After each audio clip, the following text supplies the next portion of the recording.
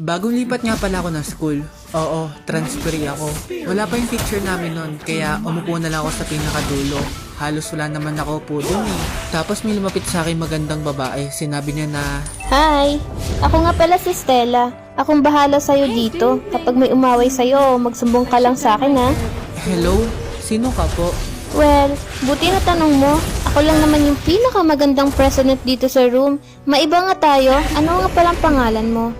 Nahiya akong sabihin yung tunay kong pangalan, kaya sinabi ko na lang na Christian. Christian yung pangalan ko.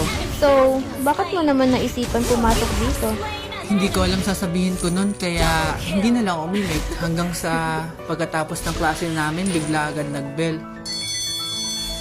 Tapos biglang lapit na naman itong babaeng to, feeling close eh. Tara dali, sama ka sa akin. Ipapasyal kita dito sa campus.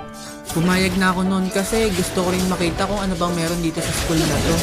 Tapos bigla na ako dinala sa rooftop, and then may sinabi siya. Alam mo ba, dito ako unang sinaktan ng taong mahal ko. Elementary pa kami noon, hindi nga siya nagpaalam nun sa akin na pupunta siya ng ibang bansa. Nagulat ako sa sinabi niya dahil elementary rin ako umalis ng ibang bansa. Ang kaso nga lang, ang pangalan ng taong yon ay si Ashley. Alam mo, unang pagkita ko pa lang sa'yo, naalala ko siya. Kahawig mo kasi siya. Wait lang Stella, sabihin mo nga, nagpalit ka ba ng pangalan?